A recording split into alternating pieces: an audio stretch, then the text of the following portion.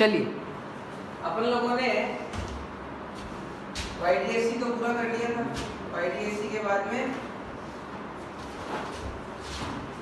पानी की, बर्फ, तेल की या साबुन की एक लेयर होती है, उसमें जो होता है व्यक्तिकरण, वो भी देख लिया था। चलो आज इस चैप्टर को और आगे बढ़ाते हैं। कल तक खत्म करने की कोशिश करेंगे, कल नहीं सॉरी परसों मंडे तक। एक तो आप लोग का एक काम है कि NCERT लाने का बोला था क्या मैंने? नहीं, तो मंडे को NCERT लेके आना। NCERT की जो बातें हैं, पोलराइजेशन और क्या कहते हैं, थोड़ा बहुत है NCERT के अंदर, वो NCERT से ही पढ़ेंगे। जैसे कि पोलराइजेशन, रिजॉल्विंग पावर, अगर ध्यान याद हो तो ठीक है। चलो फिर आज अपन हाइजीन वेव थ्योरी पढ़ते हैं। हाइजीन में क्या बोला था, किसी को पता है?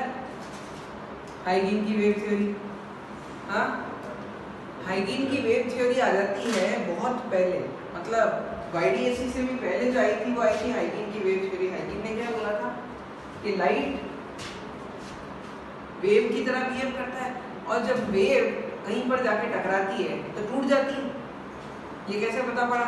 ये देखो यार, ये ऐसे पता पड़ा था कि भाई ये डोरी है, ये डोरी आगे जाके दो डोरियों में मिल गई। एक बार यहाँ पर मैंने एक झटका दिया, तो मैंने क्या देखा कि जब मैंने यहाँ पर एक ऐसा झटका दिया है, ये राइट की तरफ जा रहा है, तो जब ये यहाँ पर जाएगा कुछ भाग पीछे आ जाएगा, कुछ भाग इधर चले जाएगा, कुछ भाग इधर चले जाएगा। मेरे को नहीं पता कौन कैसे जा रहा है, लेकिन मेरे को ये पता है कि जो आने वाली वेव थी, जो आने वाली ऊर्जा थी, वो ऊर्जा दो अलग अलग ऊर्जा में बढ़ गई। कैसे बढ़ी मेरे को उससे मतलब नहीं है, लेकिन यहाँ पर तो क्या हुआ है, अगर कोई वेव आती है और कभी कहीं टकराती है तो वेव क्या एक से ज्यादा हिस्सों में बढ़ जाती है। ये वो जो क्रिस्टियन हाइजीन की वेव थ्योरी थी, उसका मेन बेसिक प्रिंसिपल था। तो ये कैसे मालूम पड़ा कि भाई जब दरवाजा बंद होता है तब भी दरवाजे के अंदर जो कमरा है वहाँ पे लाइट लगी होती है, फिर भी नीचे छीकड़ में से हमको ऐसा लगता है लाइट आ रही। या फिर आवाज की बात करूँ, आवाज भी तो एक तरंग है, साउंड वेव है। मैं यहाँ पर बोल रहा हूँ दरवाजा बंद है, लेकिन फिर भी वो छोटा सा छीकड़ है नीचे जाके, वहाँ पर जाके वो तरंग जाती है और फिर वो तरंग और टूट जाती है और बाहर जा रही होती है। हाँ यार, तो जब कभी भी कोई तीखी चीज से, जब कभी भी कोई तीखी चीज से हमारी वेव टकराती है तो क्या होता है, जैसे ये साउंड वेव आई, ये तीखी चीज से टकराई तो क्या होगा, इधर आवाज चली जाएगी, इधर आवाज चली जाएगी, इधर सब जगह आवाज चली जाएगी। हाँ यार, तो सिमिलरली लाइट के अंदर भी यही होता है। क्या, ये एक सोर्स है, यहां से इसने कितनी ऊर्जा निकाली चारों तरफ, मान लेता हूँ 100 यूनिट की ऊर्जा निकाली। कितनी ऊर्जा निकाली? 100। तो अब यहाँ से कहीं दूरी पे जाएंगे अपन, तो वो जो 100 वाली ऊर्जा है वो सब जगह पहुंच गई। कितनी कितनी?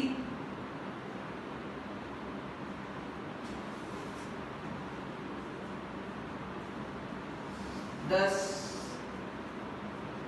ऐसे 10-10 की कितनी ऊर्जा पहुंची है? 10-10 की 10 ऊर्जा पहुंच गई। और दूर गया, एक कैसी ऊर्जा है? एक की 100। क्या मैं बोल सकता हूँ यहाँ पर भी यही हो रहा है। अब यहाँ पर लाइट किससे टकरा रही है? यहाँ पर लाइट किससे टकरा रही है?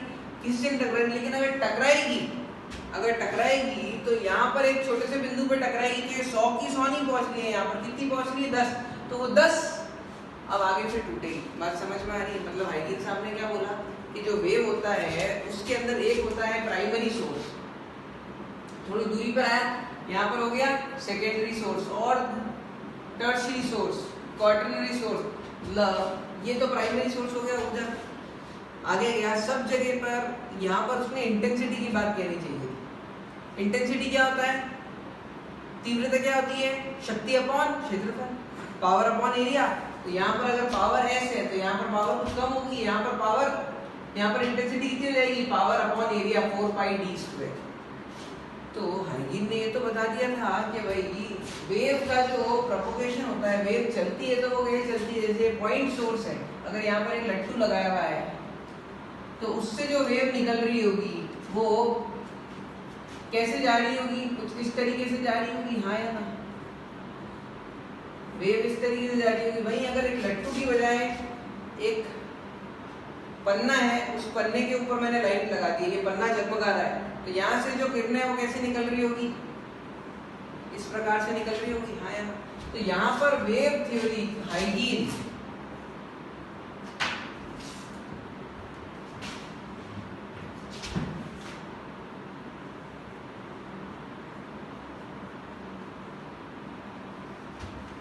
हाइजीन तरंग प्रमेय, उसमें क्या बोला है हाइजीन साहब ने? क्या बोला कि जो वेव होती है वो इस तरीके से जाती है कि रास्ते में आने वाले कुछ कण सारे के सारे एक जैसे कोहेरेंट सोर्स के जैसे बिहेव करते हैं। कैसे बिहेव करते हैं? कोहेरेंट सोर्स के जैसे। तो देखो ध्यान से, ये सारे सोर्स एक जैसे हैं, फिर और आगे जाएंगे ये सारे सोर्स एक जैसे हैं। हाँ या ना? सिमिलरली यहाँ पर गए तो यहाँ पर ये जितने भी पार्टिकल हैं सबके बीच में कोई कलांतर है नहीं। देखो ध्यान से, सारे एक साथ पहुंचे हैं, फिर यहाँ पर पहुंचे, इन सभी के बीच में कोई कलांतर है नहीं, जीरो। तो वो सारे के सारे बिंदु जिनके बीच में कोई कलांतर नहीं है और जो कोहेरेंट सोर्स है वो क्या कहलाते हैं? Wave front. वो क्या कहलाते हैं? Wave front. और ये जो क्या बोल रहे हो? तरंग आवृत, थोड़ा तेज बोलो। तरंग वेव फ्रंट सुना हुआ है ना? हाँ, वेव फ्रंट। तो क्रिश्चियन हाइजीन साहब ने क्या बोला कि भाई कैसे वेव फ्रंट निकालना है? तो इसका वेव फ्रंट कैसा है? गोलीय वेव फ्रंट है। बोले तो स्फेरिकल। इसका वेव फ्रंट कैसा है? Planar wave front. तो इससे फायदा क्या हुआ? इससे मेरे को वेव किस तरीके से मूव कर रही है उसका एक आइडिया लगा कि भाई यहाँ पर एक साथ पहुंचेगी वेव सब जगह से। क्यों? क्योंकि ये सारे के सारे पॉइंट्स जो हैं उनके बीच में कोई कलांतर नहीं हो। समझ रहे हो नहीं समझ रहे हो?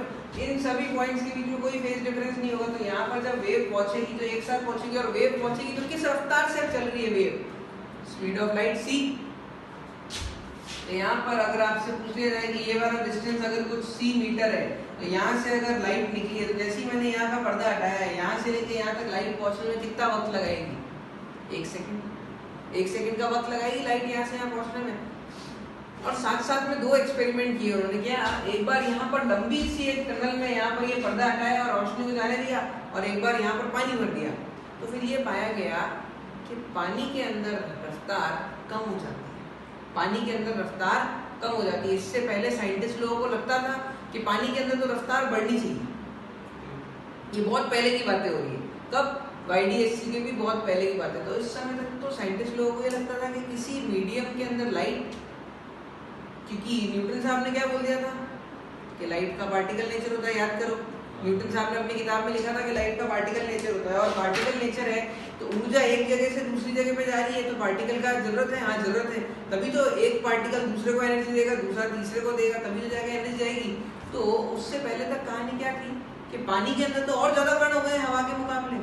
तो अब ज्यादा कण है तो ज्यादा एनर्जी लेके जाएगी, मतलब ज्यादा जल्दी पहुंच जाएगी, मतलब रफ्तार बढ़नी चाहिए। लेकिन जब यहाँ पर आगे जाके पाया गया तो ऐसा हुआ नहीं। तो सबको लगा, सबको एक बात खटकी कि भाई न्यूटन क्या पता गलत हो। लेकिन न्यूटन को गलत बोलना, मैंने क्या बोला भाई, नरेंद्र मोदी को कौन गलत बोलेगा? वैसे ही न्यूटन, तो उसको कोई गलत। तो बहुत सारे देश, पूरी दुनिया के भिन्न भिन्न विभिन्न हिस्सों में ऐसे ऐसे एक्सपेरिमेंट्स हो रहे थे जहाँ पर ये मालूम पड़ रहा था कि लाइट का सिर्फ पार्टिकल नेचर तो नहीं हो सकता है, लाइट वेव जैसी होती है, और जो वेव होती है उसका वेव फ्रंट होता है। जो वेव होती है उसके अंदर ये वेव फ्रंट और ये वाली कहानी होती है। तो अगर मैं वहां से सोचता था तो लाइट धीमे पहुंची है तो स्पीड ऑफ लाइट घट जा रही है, समझ आ रहा है। लेकिन जब मैं न्यूटन वाली बात से सोचता था तो क्योंकि न्यूटन क्या बोलता है कि भाई लाइट का पार्टिकल नेचर होता है, वेव नेचर होता ही नहीं, तो वहां से गड़बड़ आ रही है और यहाँ से सही आ रहा है। लेकिन न्यूटन को गलत कौन बोले? इस तकलीफ के अंदर ये जो हाइजीन साहब की वेव थ्योरी थी ये शांति रह गई, इसको बहुत ज्यादा तवज्जो नहीं दिया गया। हालांकि ये जो वेव थ्योरी थी ये बहुत ज्यादा बड़ी नहीं थी। इसने क्या बोला था कि बीच में प्राइमरी सोर्स होता है, आगे सेकेंडरी सोर्स होता है, फिर और आगे ऐसे सोर्स बढ़ते जाते हैं, दूरी ज्यादा एनर्जी कम पार्टिकल ज्यादा। तो यहाँ पर सारे के सारे कण जो है उनमें कलांतर 0 है। फिर आगे रास्ते में मैं पहुंचा, यहाँ पर जितने भी कण आए उन सब में कलांतर 0 है। तो ये कैसे सोर्स है? सारे एक जैसे सोर्स है। तो एक जैसे सोर्स कैसे कहलाते हैं? Coherent source. कोहेरेंट सोर्स का क्या होता है? इंटरफेरेंस होता है। कोहेरेंट सोर्स से मैं क्या करवाता हूँ? व्यतिकरण। यहाँ पर कितने कोहेरेंट सोर्स है? अनंत। और वो सारे के सारे अनंत कोहेरेंट सोर्स एक स्फीयर पे बैठे हुए हैं। तो यहाँ पर आपसे पूछा जाएगा कि यहाँ पर वेव कब पहुंचेगी? जब इस पूरे स्फीयर में पहुंचेगी, एक साथ पहुंचेगी। यहाँ तक पहुंच गई है, अब यहाँ। तो यहाँ पर वेव मेरे को दिख रही है, वेव मेरे को दिख रही है। आप बोलोगे कि यहाँ पर ये लाइट है ना, ये वेव दिख तो रही है, लेकिन जब 0 पर नहीं थी और जैसे ही मैंने लाइट को ऑन किया है, मैं ऐसा थोड़ी ना कि हाँ अब आ रही है, अब आ रही है। नहीं, कैसे आई? चुटकियों में आ गई, c मीटर पर सेकंड से आ गई। तो वो जो 0 से नो लाइट, बहुत सारी लाइट, उसके बीच का जो गैप है वो यहाँ से इमेजिन करना सिखाया, यहाँ से इमेजिन करना सिखाया। एक बार पानी भर दिया तो लेट पहुंची, और पानी भरने पे लेट पहुंची, इसका मतलब ये हो गया कि कुछ तो स्पीड ऑफ लाइट घट जाती है मीडियम में। आगे जाके स्नेल्स ने क्या बोल दिया कि दूसरे मीडियम में पानी की रफ्तार c/μ हो जाती है। तो स्नेल का नियम का प्रूफ आया यहाँ से। स्नेल का नियम क्या होता है? μ1 sin i बराबर μ2 sin i। स्नेल के नियम का प्रूफ आया यहाँ से, जो कि एनसीईआरटी में दे रखा है इसके बाद। तो आपको यहाँ पर दो बातें समझनी है। पहली तो वेव थ्योरी क्या होती है, हाइगेन की क्या होती है भाई, कि वेव जहाँ से शुरुआत लेती है वो प्राइमरी सोर्स होता है, दूर जाती है वो सेकेंडरी सोर्स हो जाता है। यहाँ पर सब जगह पे पंखा क्या बंद कर दूँ? तकलीफ हो रही है पंखे से थोड़ी बहुत किसी को? हाँ, यहाँ पे से आके छोटी कर रहे थे, नींद आ रही है। प्राइमरी सोर्स, सेकेंडरी सोर्स, ये सारे के सारे पॉइंट कैसे होंगे? कोहेरेंट। यहाँ तक बात समझे। और दूसरी बात क्या समझनी है कि ये जो वेव फ्रंट है उसका ड्राइंग कैसे करते हैं, कि वेव फ्रंट बनाते कैसे हैं।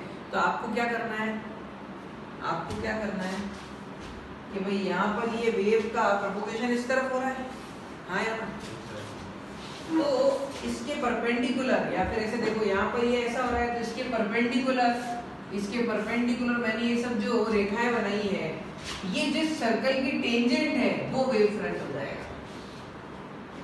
ये सारे के सारे पार्टिकल ये इस तरीके से वेव जा रही है, तो इसके परपेंडिकुलर मैंने एक लाइन खींची। अब ये जो परपेंडिकुलर वाली लाइन जो है वो इस सरफेस की टेंजेंट है। देखो ध्यान से, ये जो सरफेस है इसकी टेंजेंट क्या है? ये लो भाई, यही तो है इसकी टेंजेंट। टेंजेंट क्या होती है? उसकी बाहर की सरफेस को टच करके जा रही है। तो ये पूरा का पूरा पन्ने के जैसा है, इसको बाहर की साइड टच करके जा रही है। लाइन कौन सी वाली? ये वाली।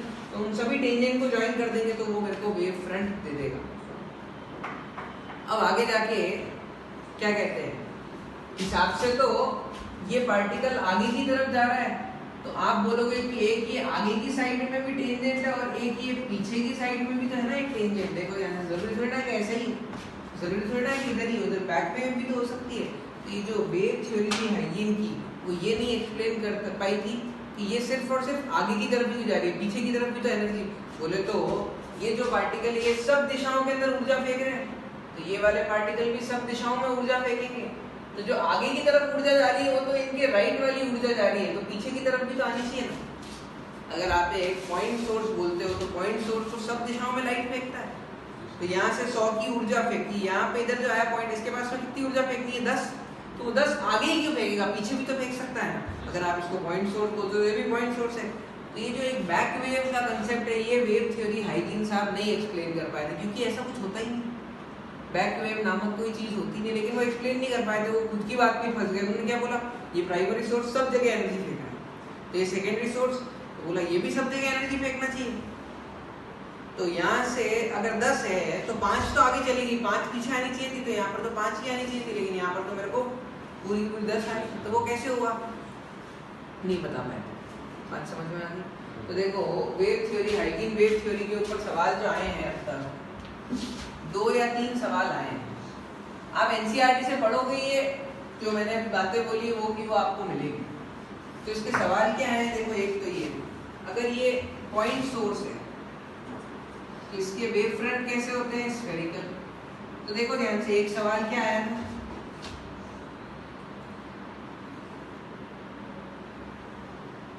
ये ऐसी लाइट आई, इसके वेव फ्रंट कैसे होंगे, ये ऐसे प्लेनर, देख रहे हो नहीं देख रहे हो। अब उसके बाद में ये अगर इधर चली गई तो इसके वेव फ्रंट कैसे हो गए, ऐसे। तो पहले ऐसे थे, ये मेरा हाथ जैसा है वैसा वेव फ्रंट है, अब ये ऐसे हो गया है। तो बताओ वेव फ्रंट का क्षैतिज के साथ में एंगल बढ़ा या कम हुआ है, कम हो गया ना। ये वाला एंगल पहले ज्यादा, ये वाला एंगल अब कम, तो क्षैतिज की से कम हो गया है, मतलब जो इसके लंबवत लाइन थी वो नॉर्मल की तरफ झुक गई होगी, हाँ या ना। तो यहाँ पर ये जो वेव फ्रंट है इनको देख के मैंने क्या किया, मैंने यहाँ पर इन सभी कणों को देखा, इन सभी कणों के बीच में कोई कलांतर नहीं पाया गया, तो मैंने इन सभी को जोड़ दिया और ये वाला कैसा एक वेव फ्रंट हो गया, प्लेनर वेव फ्रंट हो गया।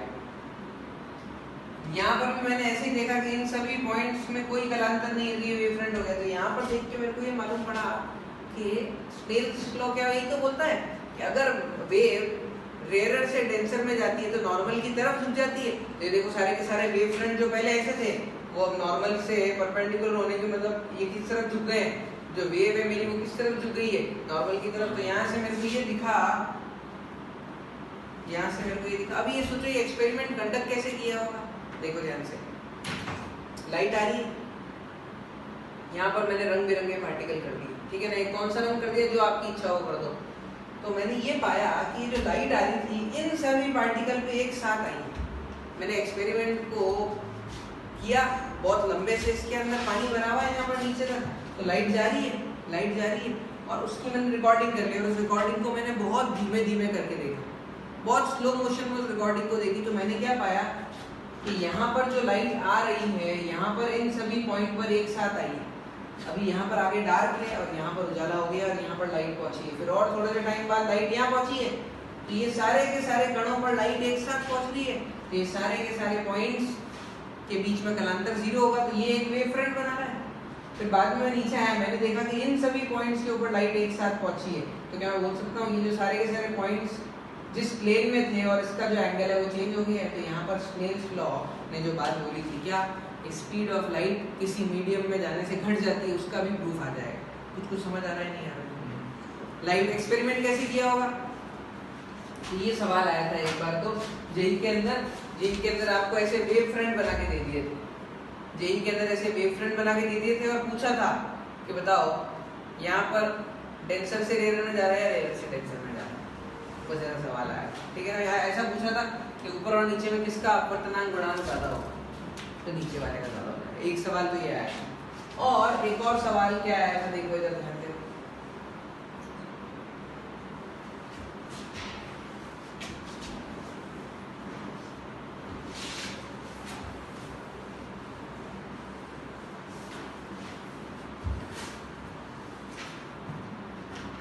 ये मेरा कैसा लेंस है, उत्तल लेंस है, ठीक बात है नहीं बात है।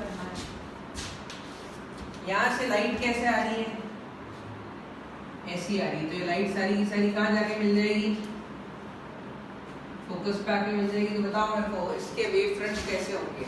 यहाँ पर मेरे को वेव फ्रंट बताना है, बोले तो ये सारे के सारे पॉइंट्स, तो ये कैसा वेव फ्रंट है, प्लेनर वेव फ्रंट। तो बताओ मेरे को इधर वेव फ्रंट का शेप कैसा होगा। ऑप्शन ए,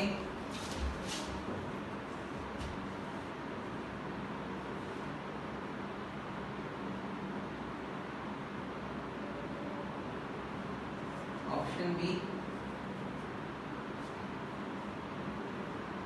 समझ रहे हो ये ऐसा है, ये मेरा हाथ है, देखो यहाँ से सामने से ऐसा दिख रहा है, तो आपको तो बस ये चीज दिख रही है जो कि ये।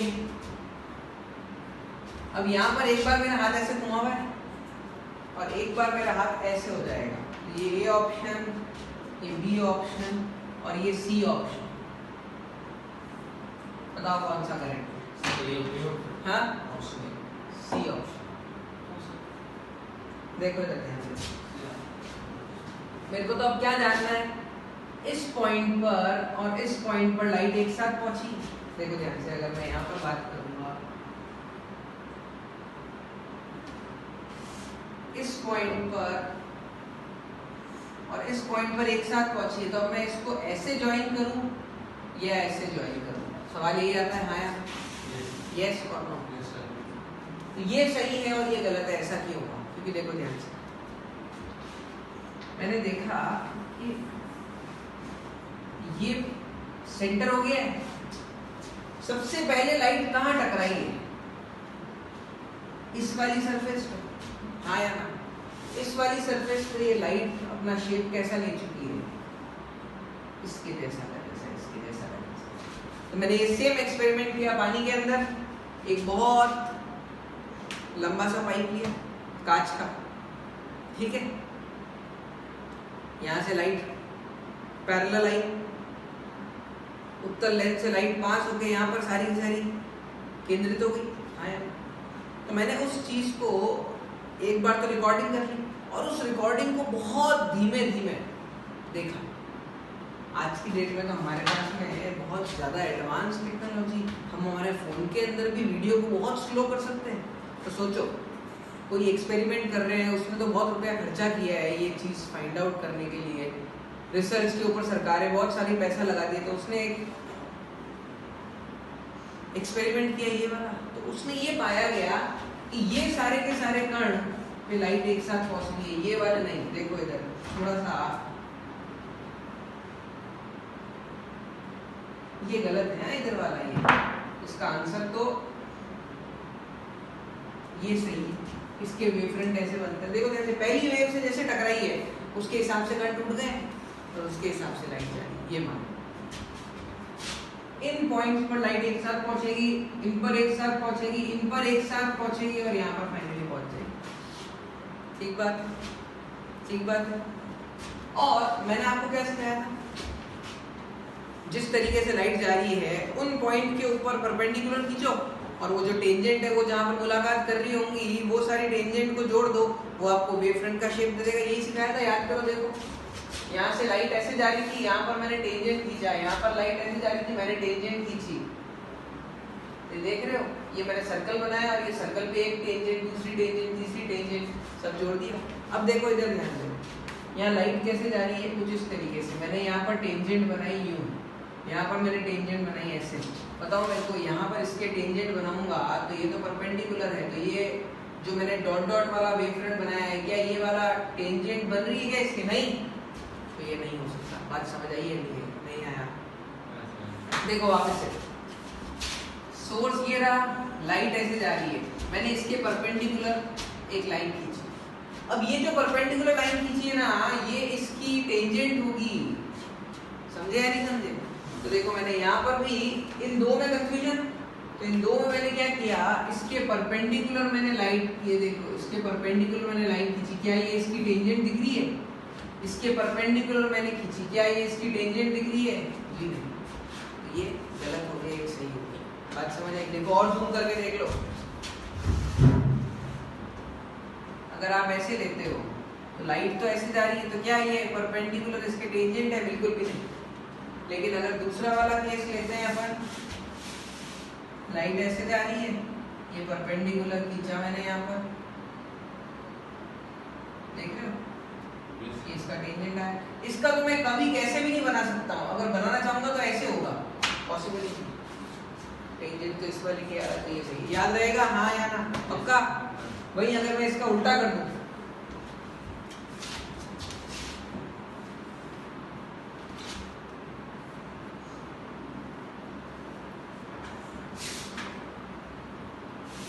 इस तरीके का वेव फ्रंट, मतलब यूं मान के चलो ना कि आखिरकार लग क्या रहा है कि ये सारी की सारी किरणें कहां से आ रही है? यहाँ से।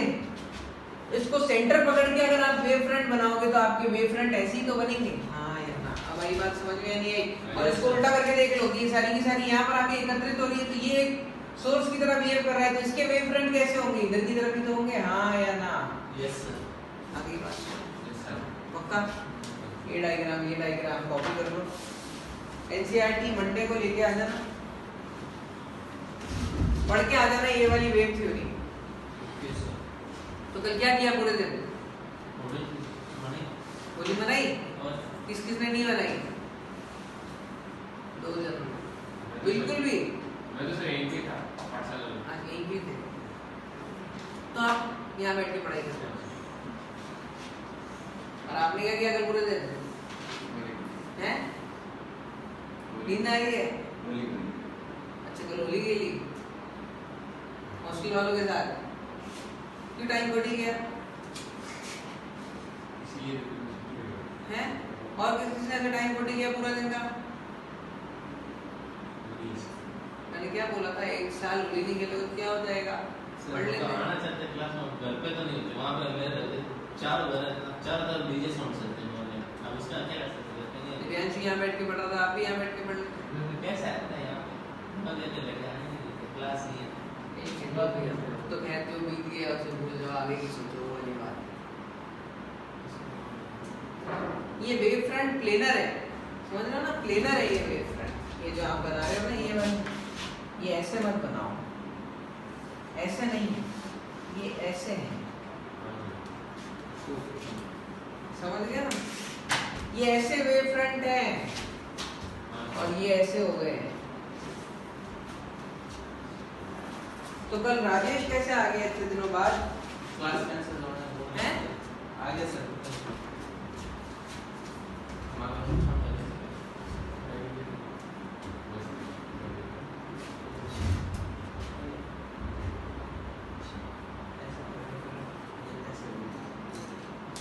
कॉपी करो। इसके बाद स्नेल के नियम का प्रूफ देख लेंगे।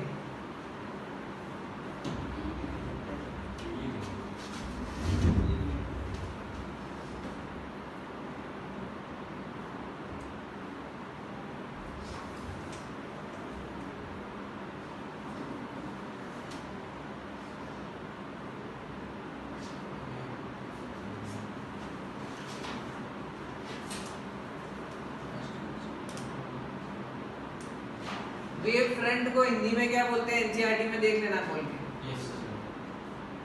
बाकी किसी को और जानना हो तो मनीष बता रहा था, लेकिन उसकी आवाज में कुछ समझ ही नहीं आ रही है। नहीं समझ आ रहा, मास्क के ऊपर लगा के और धीमे बोल रहे हो, कुछ सुनाई नहीं दे रहा।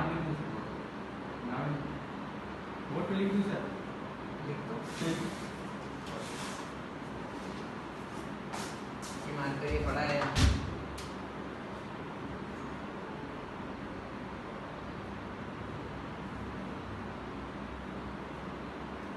तरंगार दाग। हाँ याद आ गया, कुछ क्या करोगे ऐसे? और आप लोग को शीट अब मंडे को ही मिलेगी, क्योंकि जो ऑपरेटर लोग हैं वो भी होली पे अपने अपने घर गए हुए हैं।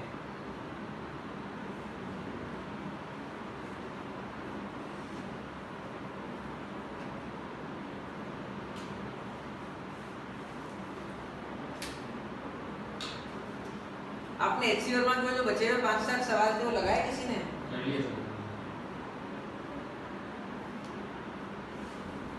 किसी ने प्रीवियस ईयर लगाए वेव ऑप्टिक्स के? लगाओगे होंगे अब सवाल। स्नेल के नियम का प्रूफ, हालांकि प्रूफ अब काम का नहीं है। इसकी हेडिंग क्या है? हाइगीन वेव थ्योरी। हाइगीन वेव थ्योरी में बस ये वेव फ्रंट कैसे बनते हैं और स्नेल्स लॉ का नियम का प्रूफ। किसी को याद है स्नेल्स लॉ के नियम का प्रूफ? है डेरिवेशन जो भी लिखा है, तो याद नहीं याद तो अभी अपन करते हैं। इसी से आएगा डेरिवेशन। सॉल्व करें, डेरिवेशन करें। देखो इधर ध्यान दो। अब मैं किस चीज का डेरिवेशन कर रहा हूँ? μ1 sin i बराबर μ2 sin r। इसका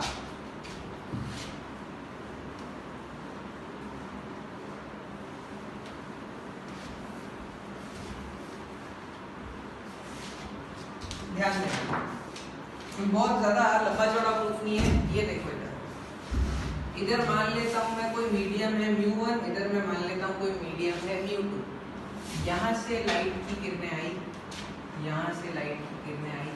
बताओ मेरे को ये यहाँ पर क्या होगा? अभी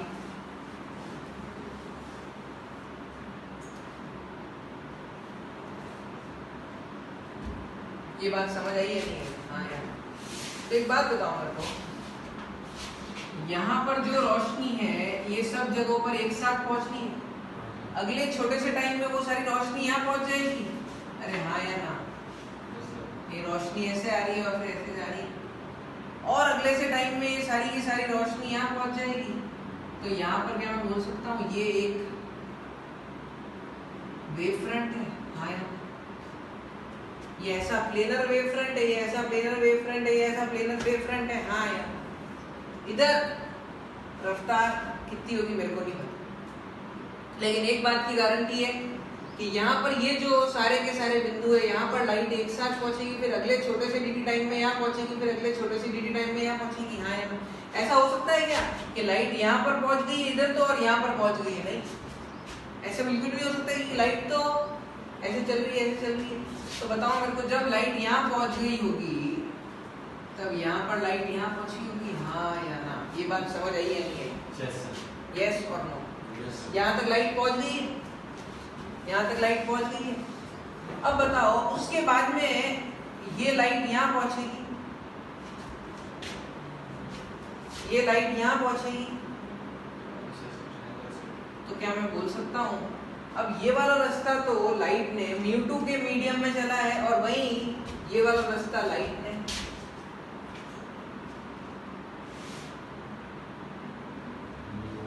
μ1 में चला है। हाँ, तो ये दोनों पे कुछ ना कुछ इस पॉइंट और इस पॉइंट में कलांतर या पथांतर कितना है? 0। लेकिन इस पॉइंट और इस पॉइंट में पथांतर आ गया है, कितना आया है? ये एक्स्ट्रा आ गया है। बात समझ आई है नहीं? तो देखो ध्यान से, मेरे को ये पता है कि हवा के अंदर अगर लाइट T चलती है तो किसी मीडियम में कम चलती है। बात समझ आई? तो ये मैं मान लेता हूँ कि ये ज्यादा है। अगर ये ज्यादा है तो यहाँ पर मैंने ये पाया कि बहुत धीरे धीरे मैं लाइट को आगे आने दे रहा हूँ, आगे आने दे रहा हूँ, आगे आने दे रहा हूँ, तो यहाँ तक उजाला आ चुका है। फिर और अगले छोटे से टाउ टाइम में मैंने ये पाया कि यहाँ पर उजाला आया है और यहाँ पर उजाला आया है। तो बताओ मेरे को, ये पॉइंट और ये पॉइंट में लाइट एक साथ पहुंची, लेकिन ये दूरी अलग है और ये दूरी अलग है। हाँ या ना? बात समझ आई है नहीं? टाइम सेम, दूरी अलग अलग, टाइम सेम, दूरी अलग अलग, तो रफ्तार अलग अलग। मेरे को ये पता है speed equal to distance upon time. तो मैंने टाइम दोनों में सेम रखा, तो जहां ज्यादा डिस्टेंस कवर किया है वहां ज्यादा रफ्तार होगी, जहां कम डिस्टेंस कवर किया है वहां कम रफ्तार होगी। हाँ यार, तो यहाँ पर देखो ध्यान से, ये पॉइंट को मैंने बोल दिया A, ये पॉइंट को मैंने बोल दिया C, ये एंगल 90 डिग्री है, ये वाला एंगल भी 90 डिग्री है। कितने टाइम में मैं बात कर रहा हूँ? टाउ टाइम में बात कर रहा हूँ। मान लेता हूँ यहाँ पर इस पॉइंट को मैं बोल देता हूँ C और इस पॉइंट को मैं बोल देता हूँ D। बताओ मेरे को, ये वाला नॉर्मल के साथ में एंगल I है, ये वाला एंगल R है। तो बताओ मेरे को, ये एंगल I है, ये वाला एंगल 90 माइनस I, तो ये वाला एंगल I होगा। हाँ या ना? सबको दिख रहा है नहीं दिख रहा है? Yes sir. ये एंगल R है, ये एंगल 90 है, ये एंगल 90 माइनस R है, तो ये वाला एंगल कितना होगा? R होगा। सबको दिख गया? अब बताओ मेरे को, in triangle ACB, triangle ACB में साइन I किसके बराबर है? बताओ, साइन I किसके बराबर है?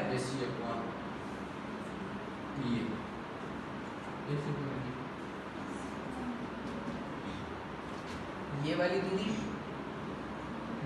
Upon AB। दोनों में भी कॉमन, हाँ दोनों में AB कॉमन आ जाएगा।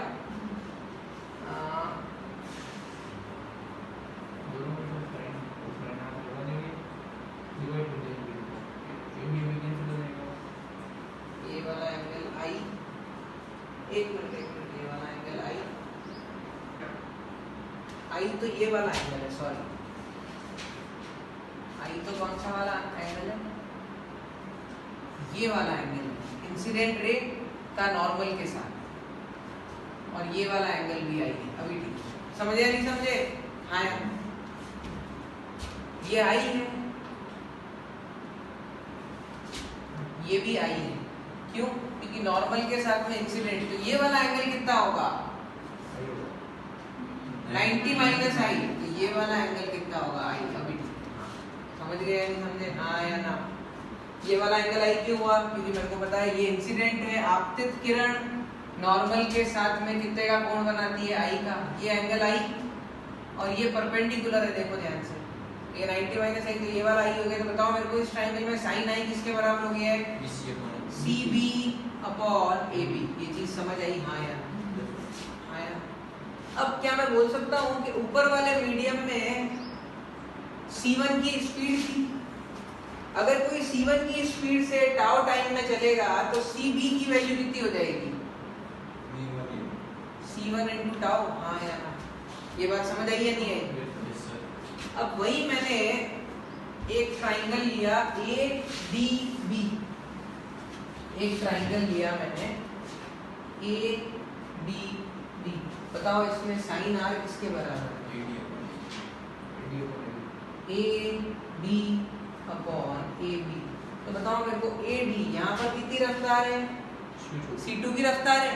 तो टाउ टाइम में अगर कोई C2 की रफ्तार से चलेगा तो कितना डिस्टेंस कवर करेगा? C2 tau. तो क्या मैं बोल सकता हूँ CB मेरे को पता है कितना? C1 tau. AD मेरे को पता है C2 टाउ। दोनों को डिवाइड कर देते हैं तो sine I upon sine R equal to C1 upon C2। Tau से टाउ बढ़ गया। ये चीज समझ आई या नहीं आई? हाँ या ना? यस और नो? Yes sir. अब देखो ध्यान से,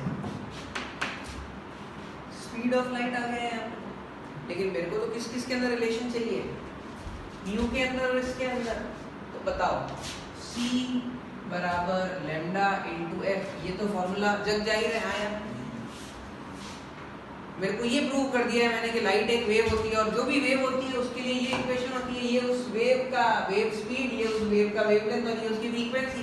तो एक बात बताओ मेरे को, यहाँ से लेके यहाँ तक टाइम तो दोनों के लिए सेम।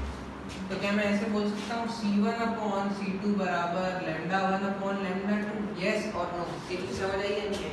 तो मैं यहाँ पर C1 अपॉन C2 की जगह क्या लिख सकता हूँ? Lambda 1 upon lambda 2। यस और नो? अब एक बात बताओ मेरे को, लैम्डा और म्यू में क्या रिलेशन होता है? Lambda is proportional to 1 upon. हाँ यार, याद है ये? हाँ यार, ये अपन ने कहाँ पढ़ा है? ज्योमेट्रिकल ऑप्टिक्स में, याद करो। हाँ यार ना, जिसका तो यहाँ पर अगर मैं प्रोपोर्शनली हटाऊंगा इसको मैं क्या लिख सकता हूँ? μ2 अपॉन μ1। और देखो ध्यान से, μ1 sin I बराबर μ2 sin R, हेंस प्रूव। हाँ यार, तो स्नेल का नियम आया कहाँ से? हाइगन वेव थ्योरी। हाइगन वेव थ्योरी क्या बोलती है कि ये सब एक साथ लाइट पहुंच रही है तो ये सब प्लेनर वेव फ्रंट, यहाँ पर लाइट एक साथ, यहाँ पर लाइट एक साथ, यहाँ पर लाइट एक साथ। अब मैंने अगले टाउ टाइम में देखा ये लाइट यहाँ से यहाँ पहुंची तो ये यहाँ से यहाँ पहुंची, तो यहाँ से यहाँ तक तो लाइट एक साथ पहुंची, तो D और B के बीच में कलांतर क्या होगा? D और B में कलांतर क्या होगा? 0। तो यहाँ पर लाइट और यहाँ पर लाइट एक साथ पहुंची, तो इस ट्राइंगल में मैंने साइन I साइन R लिखा। टाउ टाइम में ये टाइम दोनों के लिए सेम है, तो जो रफ्तार ज्यादा है उसका लैम्डा ज्यादा, ये और lambda proportional to 1 hence prove. Snell's law के नियम का मैंने यहाँ पर प्रूफ दे दिया आपको। बात समझ आई या नहीं आई? ऑनलाइन वालों हाँ या ना? ये स्नेल के नियम का प्रूफ है।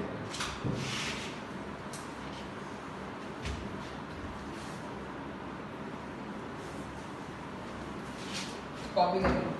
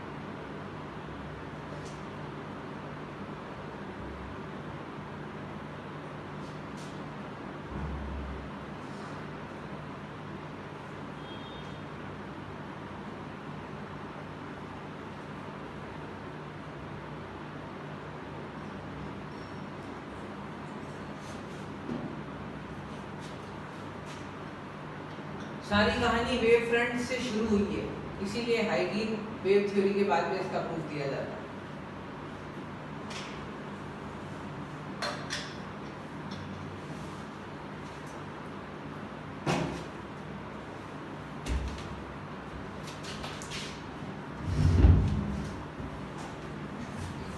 तो लगा कल आप लोग की केमिस्ट्री क्लास हुई होगी, मैंने ये सोच के देखे सर वो फोन नहीं किया हैप्पी होली का कि सर आपके साथ में व्यस्त होंगे।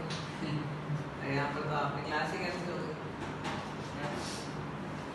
घाटा ये था। हाँ, आप लोग का ही घाटा है। कितने घंटे का? 10 घंटों का घाटा हो गया। 2 सेकंड का।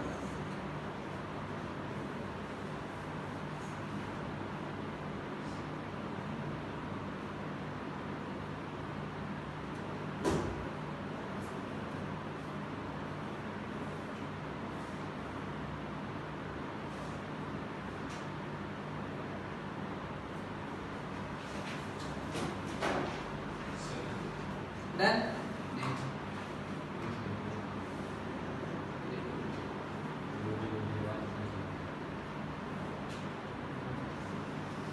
तो एनसीईआरटी में शुरुआत में ही इसका डेरिवेशन दे रखा है, अगर आप घर पे जाके खोल के देखोगे तो इसमें आपको मिल जाएगा इसका डेरिवेशन। चलिए हाँ बोलो। किसका? रिफ्लेक्शन का भी होता है ये, उसमें क्या करेंगे?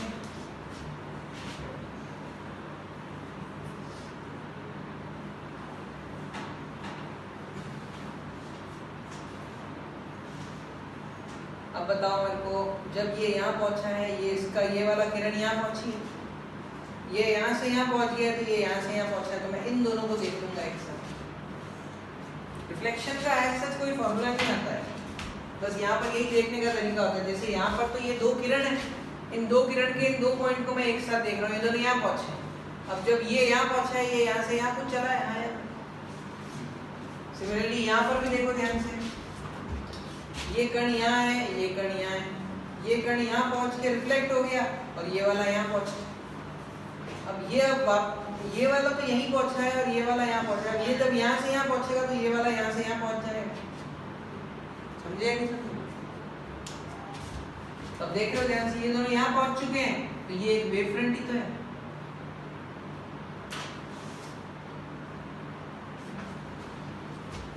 ये रिफ्लेक्शन की बात होती है। और उल्टा भी कर सकते हैं अपन, उल्टा बोले तो यहाँ पर तो रेयर से डेंसर में आया है,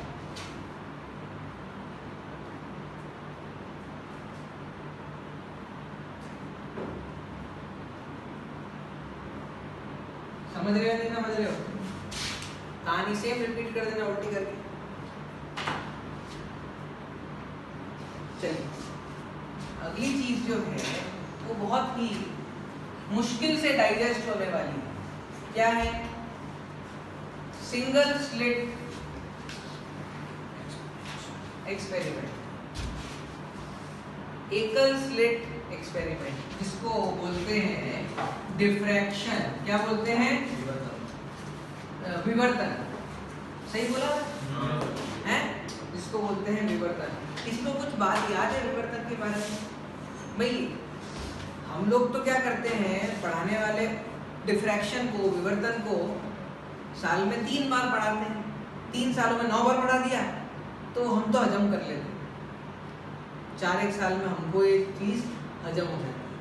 लेकिन आप पहली बार पढ़ते हो तो आपको एकदम अटपटा लगता है। क्यों? क्योंकि अगर आप लोग को याद हो तो डिफ्रैक्शन के अंदर उसका जो प्रूफ होता है वो कैसे आता है? ये जो सोर्स है इसको 3 भागों में बांटो, इसके 2 भागों में बांटो, इसको 4 भागों में बांटो। अगर थोड़ा बहुत याद है तो आपके दिमाग में सवाल आता है कि ऐसे ही क्यों बांट रहे हैं?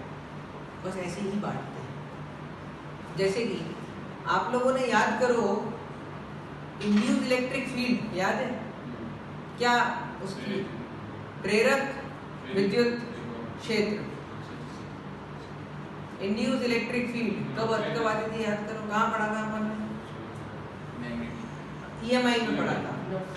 तो बताओ नॉर्मल विद्युत क्षेत्र और ये जो इंड्यूस्ड इलेक्ट्रिक फील्ड, दोनों में फर्क क्या होता है? नॉर्मल इलेक्ट्रिक फील्ड क्या क्लोज लूप बनाती है नहीं बनाती है, लेकिन ये वाली बनाती है, ये वाली बनाती है। आप रिवीजन करो बेटा, आप लोग रिवीजन नहीं कर रहे हो बिल्कुल भी। हाँ हाँ, वही फैराडे के आगे। तो यहाँ पर ये क्लोज लूप बनाती है, हाँ, तो ये अपन ने याद किया था। हाँ, तो जैसे यहाँ पर डिफ्रैक्शन के अंदर जो बात याद रखनी है, पहले वो बता देता हूँ आपको, फिर उसका प्रूफ दूंगा। क्या बात होती है, YDSC में लैम्डा पे क्या आता था? YDSC में जहाँ पथांतर लैम्डा होता था, वहाँ क्या बनता था? उच्चिष्ट या निम्निष्ट? लैम्डा पे मैक्सिमा बनता था, लैम्डा पे पहला मैक्सिमा आता था, 2 लैम्डा पे सेकंड मैक्सिमा आता था, 3 लैम्डा पे थर्ड मैक्सिमा आता था, लैम्डा बाय 2 पे पहला मिनिमा आता था, 3 लैम्डा बाय 2 पे दूसरा मिनिमा आता था। तो यहाँ पर विवर्तन में, डिफ्रैक्शन में, वहाँ पर लैम्डा पे मैक्सिमा आता है, तो यहाँ पर लैम्डा पे मिनिमा। ये बात याद रखना, ठीक है? देखो ध्यान, हेडिंग डाल लो।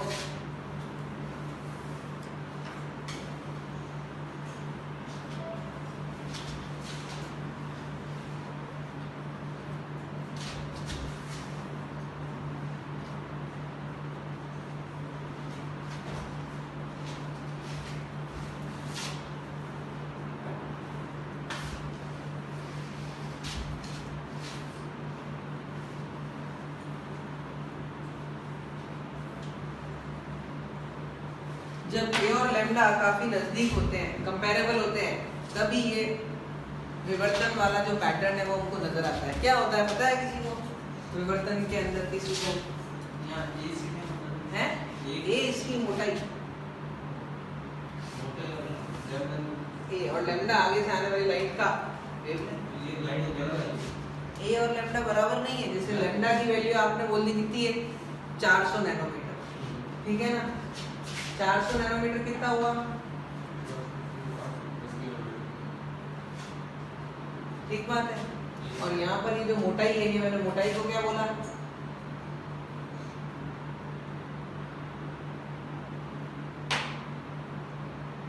लगभग बराबर भी, हाँ या ना? कितना छोटा छेद है ये? इतना छोटा छेद। अभी हम कैसे बनाएंगे इतना छोटा छेद? बना लेंगे। जैसे अपन इलेक्ट्रॉन को सोचते हैं कि इतना छोटा इलेक्ट्रॉन होता है, वैसा छोटा छेद भी हो सकता है।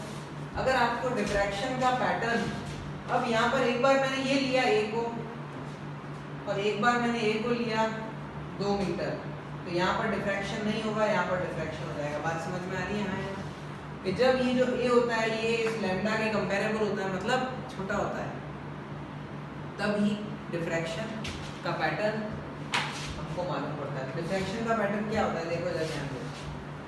आपके रात को एक एक्सपेरिमेंट करना, मोबाइल है सबके पास में, रात को मोबाइल की लाइट लगती है, हाँ या ना? और रात को बाकी सब लाइटें बंद हो जाती है, तो आपको क्या करना है? अपने मोबाइल की जो पीछे वाली टॉर्च है वो जलानी है। हाथ को इस तरीके से पकड़ना है कि यहाँ से कोई लाइट नहीं निकल रही। अब आप अपने हाथ के बीच की, जो उंगलियों के बीच के अंदर ये छोटा सा गैप होता है इधर, क्या इसको हल्का सा बड़ा कर सकते हो? देखो ध्यान से। तो आपको क्या करना है? अपने दीवार पे अंधेरा करके, ये देख रहे हो यहाँ पर, अब आपको दिखेगा नहीं एक्चुअली। देखो मैं ये हल्का सा गैप बढ़ा रहा हूँ, ये तो बहुत बड़ा गैप कर दिया मैंने, दिख रहा है नहीं दिख रहा है? तो भी नहीं दिखेगा, क्यों? क्योंकि मेरे को यहाँ पर आके देखना पड़ेगा, तो भी नहीं दिखेगा, ठीक है ना? तो आप ये देखोगे कि जब यहाँ से कोई लाइट नहीं जा रही, आप हल्का सा यहाँ पर उजाला आप करोगे, हल्का सा, तो अगर देखो ध्यान से देखो, रोशनी तो कहाँ तक आनी चाहिए थी? ये छोटा छेकड़ खोल रहा हूँ मैं, तो ये ऊपर रोशनी कहाँ से आ रही है? ऊपर दिख रही है हल्की सी रोशनी, देखो ध्यान से। ये देखो यहाँ पर ये रोशनी दिखी या नहीं दिखी? यहाँ पर इधर ये कैसे आई भाई हल्की सी रोशनी? बस यही इंटरफेरेंस, यही डिफ्रैक्शन है। बोले तो यहाँ पर एक छोटा सा मैं छेकड़ कर रहा हूँ, यहाँ पर बीच में देखो 2 उंगलियों के बीच में छोटा सा गैप होता है। यहाँ पर देखो लाइट के वहां पर ऐसे रख के देखो, ये छोटा सा गैप दिख रहा है यहाँ पर, ये दिखा नहीं दिखा? इसको और छोटा कर सकता हूँ, ये देखो और छोटा कर दिया, थोड़ा बड़ा कर दिया। समझ पा रहे हो नहीं समझ पा रहे हो? ठीक है ना? तो हमने ये पाया कि अगर मैं लाइट को बहुत छोटे से छेकड़ में से भेजता हूँ, तो यहाँ पर मेरे को क्या दिख रहा था, पहले तो मेरे को लाइट दिखी, फिर मेरे को डार्क दिखा, फिर थोड़ी कम लाइट दिखी, यही दिखा था। हाँ यार, तो यहाँ पर भी पैटर्न कैसे दिखता है, ये सेंटर हो गया, यहाँ पर मेरे को थोड़ी लाइट दिखी, फिर लाइट कम हो गई और फिर लाइट और कम हो गई और फिर तो खत्म ही हो गई। बात समझ आई? ये बीच में क्या बन रहा है मेरा, सेंट्रल मैक्सिमा। यहाँ पर जहां पथांतर लैम्डा के बराबर है वहां पर क्या बनता है, ये बात याद रखनी है। ये कैसे आया अभी समझा दूंगा। तो डेल्टा बराबर लैम्डा पे यहाँ मिनिमा बनता है, तो यहाँ पर डेल्टा बराबर 2 लैम्डा पे क्या बन जाएगा, दूसरा मिनिमा, और उसके बाद में तो पैटर्न ही खत्म हो जाएगा। अगर यहाँ पर तीव्रता I नॉट होती है तो यहाँ पर तीव्रता I नॉट अपॉन 22 होती है और यहाँ पर तीव्रता I नॉट अपॉन 64 होती है लगभग, और यहाँ पर तो आगे तीव्रता 0 ही हो जाती है। बात समझ में आ रही है नहीं आ रही? देखो ध्यान से, यहाँ पर इंटेंसिटी अगर I नॉट है केंद्र पे, तो उसके अगले मैक्सिमा पे यहाँ पर ये कहाँ पर आएगा, इसका ये वाला मैक्सिमा कहाँ आएगा, यहाँ पर तीव्रता कितनी I नॉट अपॉन 22.5, कितनी I नॉट अपॉन 22.5 होती है। अपने को ये वाला पॉइंट आएगा तो यहाँ पर बताओ मेरे को डेल्टा कितना हो जाएगा, बात समझ आई है? यस। वहां पर लैम्डा पे क्या आता था, YDSC में मैक्सिमा 2 लैम्डा पे, और वहां के हर लैम्डा 2 लैम्डा 3 लैम्डा 4 लैम्डा सब जगह पे तीव्रता 4i की नियत होती थी। यहाँ पर इंटेंसिटी कितनी है, I not upon 22, I not upon 64, उसके बाद में खत्म। ये पैटर्न दिखता है मेरे को। अभी हाथ से करके दिखाया था, तो यहाँ पर मेरे को बीच में बहुत तेज लाइट दिख रही थी, उसके बाद में मेरे को एक सन्नाटा दिखा था और उसके बाद में लाइट थोड़ी हल्की हो गई थी। Yes sir. देखो लाइट बहुत तेज दिख रही है, फिर सन्नाटा दिखा और फिर लाइट हल्की हो गई, देखा अपन ने? हाँ यार, लेकिन क्या यहाँ पर 1 2 3 4 5, मैं तो बोला केंद्रीय उच्चिष्ट, पहला मिनिमा, दूसरा मिनिमा, तीसरा मिनिमा, फिर सारे मिनिमा ही आ गए। तो ये जो ए होता है ना, ये ए लैम्डा के जितना नजदीक आएगा उतना ज्यादा मेरे को पैटर्न नजर आएगा। बात समझ आ रही है नहीं आ रही? मैंने यहाँ पर बनाया था तो मेरे को तो क्या मिला, मेरे को केंद्र पे लाइट मिली, फिर डार्क मिला, फिर थोड़ी सी लाइट मिली, फिर खत्म हो गया। क्यों? क्योंकि ये वाला जो ए है ये मैंने बहुत ज्यादा छोटा नहीं कर पाया, थोड़ा छोटा कर पाया। थोड़ा छोटा करने से भी मेरे को ये और ये मिल गया था, और ज्यादा छोटा करूंगा ये भी मिलेगा, और ज्यादा छोटा करूंगा हो सकता है ऊपर चौथा भी मिल जाए, हो सकता है ऊपर 5 है, लेकिन बहुत मुश्किल होता है। बात समझ आ रही? आपसे कोई पूछेंगे कि अगर ये वाली लेंथ दिखती है तो आप ये वाली लेंथ कितनी बोलोगे? 2 लैम्डा बड़ा डी अपॉन ए। हाँ यार, बात समझ आई है नहीं है? ये बड़ा डी कौन सा वाला दूरी है भाई? केंद्रीय उच्चिष्ट से लैम्डा पे जहां पर आता है उसका y क्या होता था, लैम्डा बड़ा डी अपॉन ये गैप छोटा डी की जगह मैंने क्या लिख दिया यहाँ पर ए। बात समझ आई है नहीं है? ये तो डिफ्रैक्शन की वो बातें जो आपको याद रखनी है। अब ये हुआ क्यों उसका प्रूफ अभी बताऊंगा, पहले एक कॉपी करें। एक्सीवी है किसी के पास में? निकालो एक्सीवी।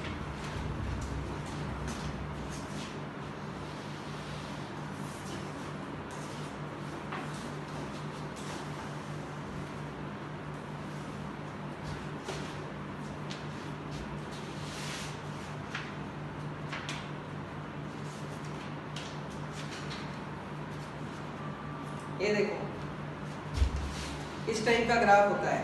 सबसे ऊपर I नॉट, उसके बाद में तीव्रता I नॉट अपॉन 22.5 नहीं होती, सॉरी 22, उसके बाद में I नॉट अपॉन 62.5, मैंने 64 लिखा था लगभग, तो इसको 62.5 लिख दो। खैर उससे कुछ फर्क नहीं पड़ता है, 62.5 है कुछ हो, बहुत छोटी हो गई है, उसके बाद तो खत्म सी हो गई।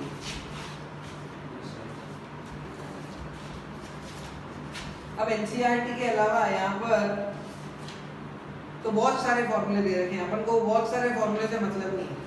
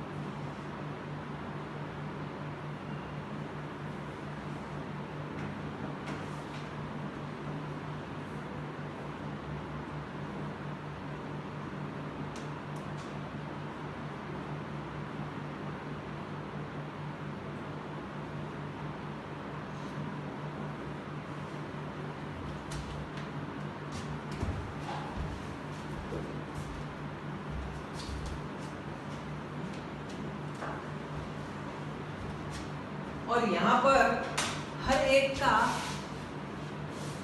प्रूफ अलग है। जैसे YDSC के अंदर तो क्या होता था, अपन ने सीधा जनरल पॉइंट पे y पर मैंने लिख दिया y बराबर डेल्टा बड़ा D अपॉन छोटा d, और जब डेल्टा लैम्डा हुआ तो ये हो गया डेल्टा 3 लैम्डा बाई 2 हुआ तो मिनिमा हो गया। लेकिन यहाँ पर पहले मिनिमा का प्रूफ अलग, पहले मैक्सिमा का प्रूफ अलग, दूसरे मिनिमा का प्रूफ अलग, तीसरे, समझ रहे हो, इस तरीके से हर एक का बदलता जाएगा। सबसे पहले पहला मिनिमा का प्रूफ देखिए, ये कॉपी कर लिया सबने? हाँ यार। तो आपको सीधा आएगा कि सिंगल स्लिट पैटर्न का छोटा a इतना है, तो बताओ मेरे को जो पहला उच्चिष्ट बन रहा होगा तो यहाँ पर मेरे को क्या मिल रहा होगा, यहाँ पर मेरे को एक सर्कल टाइप मिल रहा होगा जहाँ पर इंटेंसिटी बीच में तो मैक्सिमम होगी और यहाँ पर कम हो रही होगी, कम हो रही होगी, यहाँ पर सन्नाटा मिला। तो ये जो बीच में मेरे को ये वाली जो इसकी व्यास है वो कितनी व्यास हो जाएगी, 2 लैम्डा बड़ा d अपॉन a, और आपसे इसकी त्रिज्या पूछेंगे तो लैम्डा बड़ा d अपॉन a। बात समझ आ गई? हाँ यार, हाँ जैसे ऊपर वैसे ही नीचे, ठीक है। ये फॉर्मूला याद रखना। और क्या याद रखना है यहाँ पे कि YDSC में तो क्या होता था,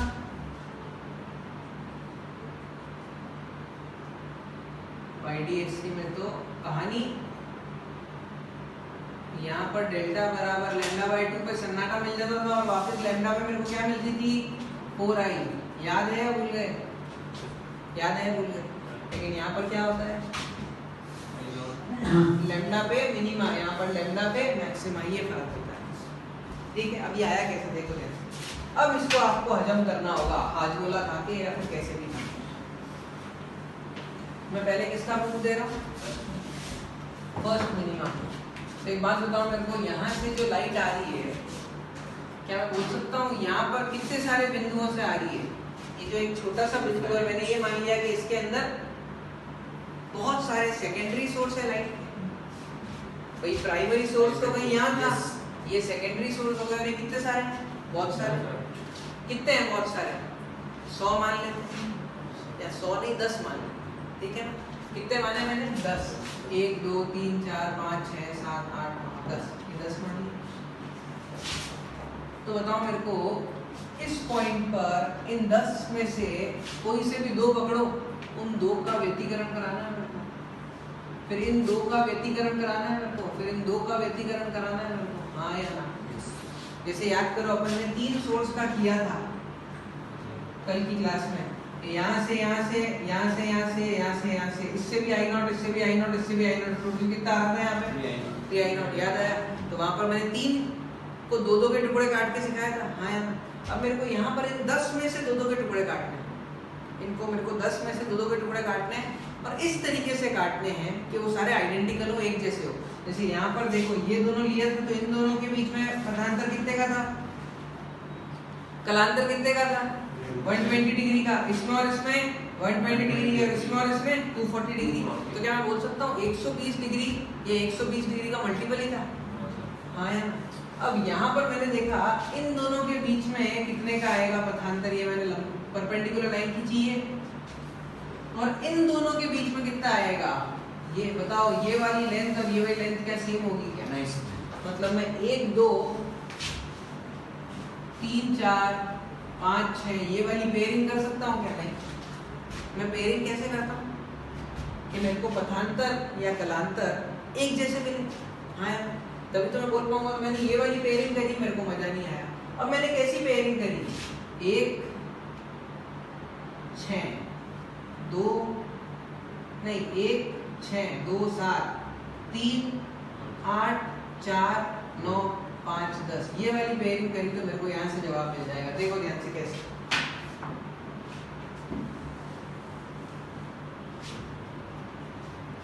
एक 2 3 4 5 6 7 8 9 10, 1 2 3 4 5 6। बताओ मेरे को 1 और 6 में कितने का पथांतर आया है? 1 और 6 में कितने का पथांतर आया है? इतने का। हाँ यार, 2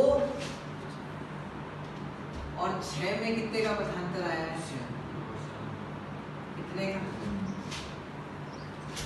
ये वाला और ये वाले के बीच में कितने का पथांतर आया है? ये वाला। देखो ध्यान से, ये सारे क्या बराबर दिख रहे हैं? यस। हाँ, मतलब ये वाली पेयरिंग करेंगे, बात समझ आई है नहीं?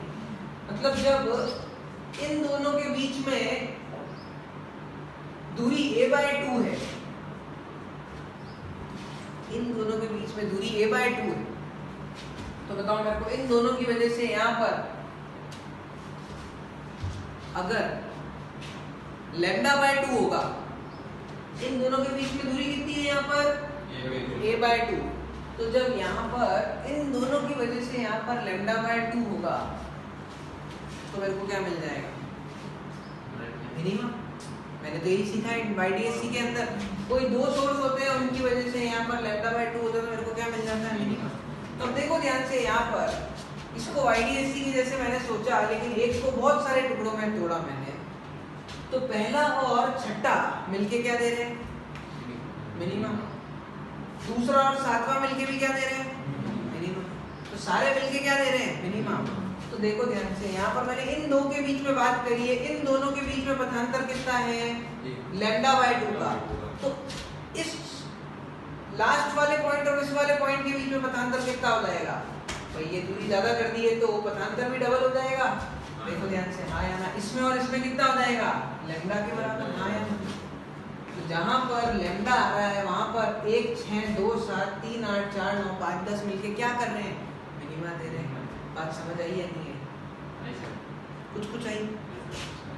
वही अगला यहाँ पर 3λ/2 की बात करनी है मेरे को। अब मैं क्या करूंगा? इसको 10 में नहीं काटूंगा, अब मैं इसको 30 में काट दूंगा। अब मैं क्या करूंगा? इसको 30 में काट दूंगा। तो देखो 1 2 3 4, ऊपर के 10 नीचे के 10 और ये 10, ठीक बात है। अब ये वाले 10 और ये वाले 10 मिलके तो मिनिमा कर रहे होंगे, तो ये तो खत्म ही हो गए। अब इसकी वजह से क्या हो रहा होगा? इसकी वजह से कुछ पैटर्न मिल रहा होगा, लेकिन अब तीव्रता इन 10 की वजह से मिल रही है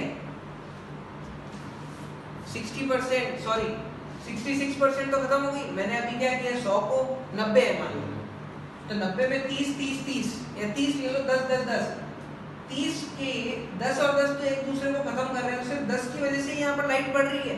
तो अगर 10 की वजह से लाइट पड़ेगी तो तीव्रता पहले के मुकाबले तो कुछ घट जाएगी। फिर अगले में क्या किया? जब मेरे को इसका 2λ का एक्सप्लेनेशन देना है तो अभी मैंने सबसे पहले मैंने इसको 2 हिस्सों में काटा था, 2 हिस्सों में काटा था, तो मेरे को ये मिला। इसके लिए मैंने 3 हिस्सों में काटा, इसके लिए मैं कितने हिस्सों में काटूंगा? 4 हिस्सों में काटूंगा। 4 हिस्सों में काटूंगा तो मैं कैसे काटूंगा? 1 हिस्सा, 2 हिस्सा, 3 हिस्सा और 4 हिस्सा, ऐसे। ये वाले और ये वाले मिलके मिनिमा बना रहे होंगे, तो ये वाले और ये वाले मिलके भी मिनिमा बना रहे होंगे। देखो ध्यान से, समझे या नहीं समझे? अगले में 5 हिस्सों में काटूंगा, तो अगले में जब 5 हिस्सों में काटा है, 1 2 3 4 5, तो ये मिलके इसको काट खाएंगे, ये मिलके इसको काट खाएंगे। तो पहले के मुकाबले पहले तो कितनों से मिल रही थी मेरे को लाइट? 33% से, अब कितनों से मिल रही है? 20% से। तो और कम हो जाएगी, कितनी कम हो गई? 62.5। कुछ समझ आया नहीं? यस। ये डाइजेस्ट करना होता है। यहाँ पर हर एक का एक्सप्लेनेशन अलग अलग होता है। कैसे एक्सप्लेनेशन देखते हैं? अलग अलग तोड़ पे। तो बताओ मेरे को, यहाँ पर किसी भी जनरल पॉइंट पर डेल्टा क्या होगा? भाई पथांतर तो वही होगा जो YDSC में था। हाँ यार, पथांतर तो वही होगा जो YDSC में था। यस और नो? तो यहाँ पर मैंने इन दो के बीच में देखा, तो ये दोनों का गैप कितना हो गया? a/2। तो जब यहाँ पर λ/2 आ गया तो 2 से 2 कटा, तो जब पथांतर लैम्डा होगा तो वहाँ पर क्या दे रहा है मेरे को? मिनिमा। याद रखने वाली बात क्या है? जो पहले लिखवा दी, समझने की बात क्या है? यहाँ पर अगर इसको और ज्यादा समझना है तो यहाँ पर पिक्चर में आ जाता है फेजर। याद करो, फेजर और कहाँ पढ़ा था? AC में पढ़ा था। फेजर क्या होता है? स्केलर और वेक्टर के बीच की चीज। यहाँ पर भी मैं किसके फेजर बनाऊंगा? आयाम के। आयाम के। तो आप बोलोगे क्या आयाम के फेजर बनाने से भी आंसर आता है? हाँ आता है। कैसे आता है? इन दो का आयाम कैसा बना? कितने आयाम बनाने मेरे को? यहाँ पर 5, 1 2 3 4 5। ये 5 नहीं, ये पेंटागन बनाना है मेरे को जिसके सारी साइड्स एक जैसी हो। तो देखो ध्यान से, जब मैंने 3 सोर्स लिए थे तो एंगल कितना आएगा, पहला दूसरे के साथ में 120, दूसरा तीसरे के साथ में 240।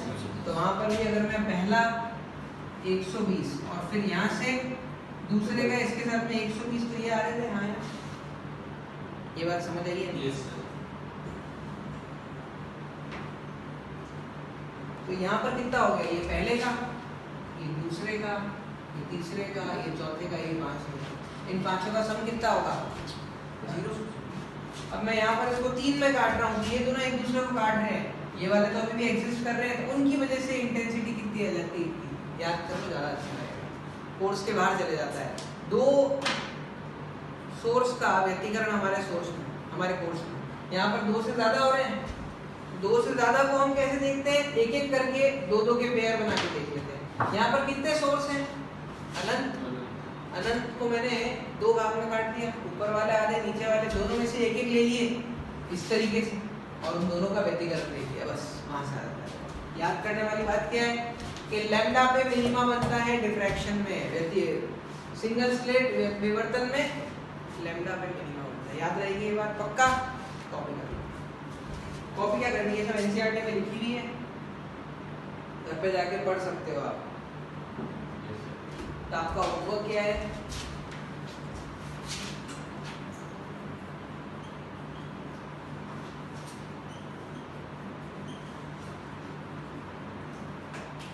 स्टार्टिंग के 5 पन्ने पढ़ने हैं आप। यस और प्रीवियस ईयर तो लगानी है आप, ठीक है। अब देखो जो 2 बातें और बाकी रहती है, एक बात बाकी रहती है रिजॉल्विंग पावर, क्या होता है वो एनसीईआरटी से पढ़ेंगे, और पोलराइजेशन। तो अब लास्ट टॉपिक आज का जो पेपर पढ़ने वाले हैं वो क्या है कि कब लाइट का पार्टिकल नेचर लेना है और कब लाइट का वेव नेचर लेना है, ये कैसे पता लगेगा। समझे मेरी बात को? यस भाई लाइट के दोनों नेचर होते हैं, कब पार्टिकल नेचर होता है, कब वेव नेचर होता है, एक फॉर्मूला पढ़ाना है मेरे को। तो फॉर्मूला के ऊपर सीधे सवाल आते हैं जेईई मेंस के अंदर। इसमें कुछ कॉपी करना हो, कुछ डाउट हो तो पूछो, नहीं तो फिर मैं सीधा रहता हूँ कि कब लाइट का पार्टिकल नेचर होता है और कब लाइट का वेव नेचर होता है, वो समझने के लिए बेटा दो। Yes sir.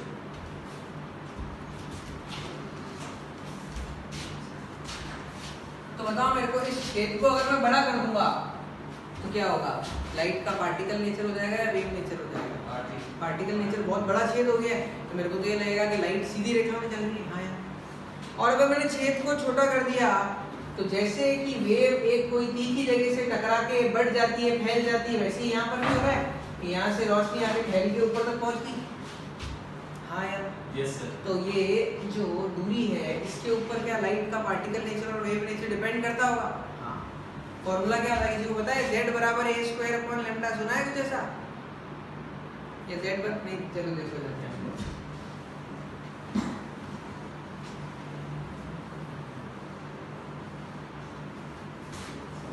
मैंने क्या किया है यहाँ पर, आगे से आने वाली लाइट को ध्यान से देखो।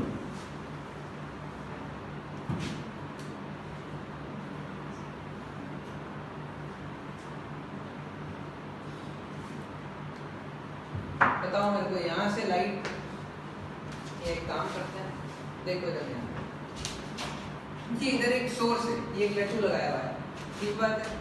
अगर लट्टू से जो किरणें निकल रही, मैं बोलूँ पार्टिकल नेचर होगा, और यहाँ पर एक पर्दा लगा दिया मैंने, क्या लगाया है? स्क्रीन। बताओ अगर पार्टिकल नेचर होगा तो आप क्या बोलोगे कि सीधी रेखा में जा रही है रोशनी, इधर से ऐसे जा रही है रोशनी। आप क्या बोलोगे कि लाइट का पार्टिकल नेचर होता है? हाँ भाई, लाइट का पार्टिकल नेचर होता है, तो पार्टिकल नेचर क्या बोलेगा? सिर्फ यहाँ और यहाँ तक ही उजाला होगा। हाँ यार। तो क्या मैं बोल सकता हूँ यहाँ पर उजाला जो हो रहा है वो किसकी वजह से हो रहा है? पार्टिकल नेचर की वजह से। लेकिन क्या लाइट का सिर्फ पार्टिकल नेचर होता है? नहीं, लाइट का तो वेव नेचर भी होता है। वेव नेचर में क्या होगा? Bending of light. लाइट सीधी चलती है तो पार्टिकल घूमते हुए चल रही है तो वेव होगी। हाँ यार। Yes sir. तो देखो ध्यान से, इधर से चल के आई लाइट और यहाँ तक उजाला दिखा दिया, थोड़ा और ज्यादा कर लेके जाओ।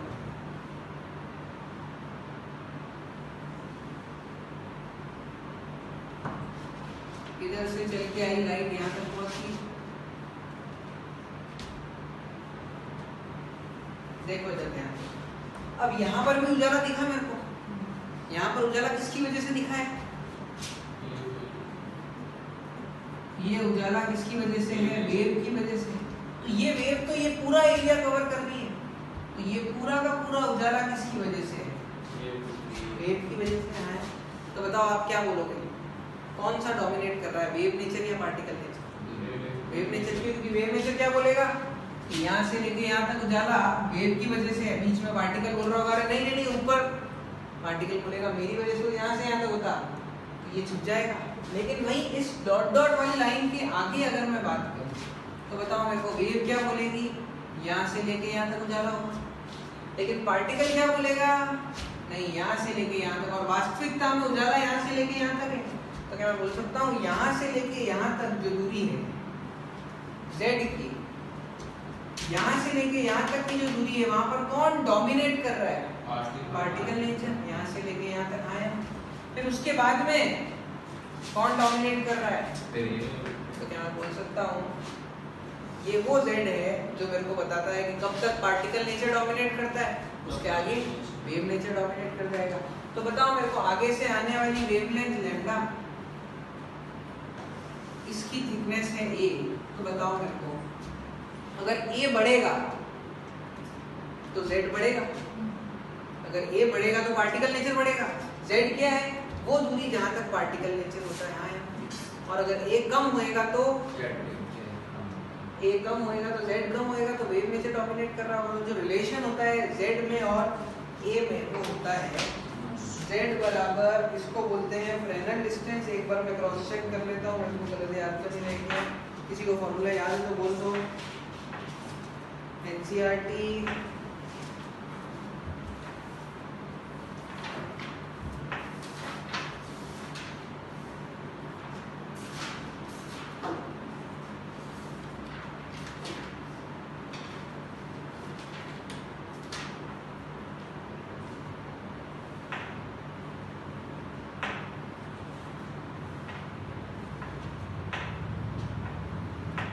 z की वैल्यू होती है a स्क्वायर अपॉन लैम्डा।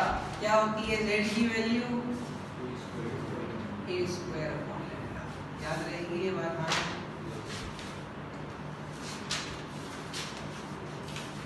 देखो a ज्यादा, पार्टिकल नेचर डोमिनेट, z ज्यादा। समझ गए नहीं समझे? रिलेशन क्या होता है? z बराबर a स्क्वायर अपॉन लैम्डा। सीधे सवाल आते हैं, बशर्ते वो सवाल हम समझ नहीं पाते कि इसमें ये वाला फॉर्मूला लगेगा। आप अगर प्रीवियस ईयर लगाओगे तो उसके अंदर ऐसा सवाल आएगा, सीधा नहीं बोलेगा कि बताओ z क्या होता है। z जो है वो कहलाता है फ्रेनेल दूरी। ये डिस्टेंस क्या बताता है कि कहां तक रे ऑप्टिक्स, कहां तक पार्टिकल नेचर एग्जिस्ट करता है। ये वो दूरी है जहां तक लाइट का पार्टिकल नेचर डोमिनेट करता है। आज के लिए इतना ही। Limitation of ray optics heading हो जाएगी इसकी।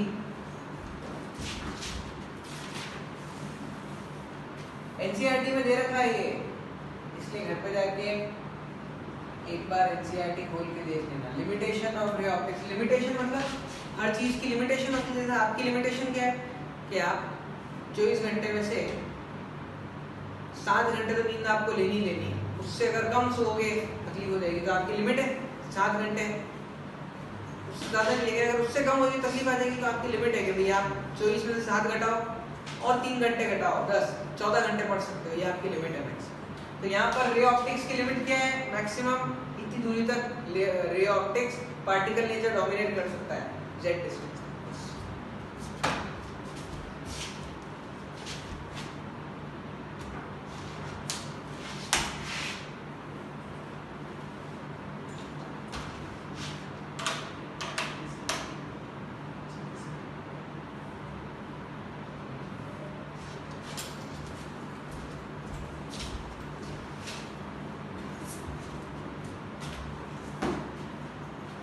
क्या बोला था कि अब जो भी बातें हैं वो रटने वाली है।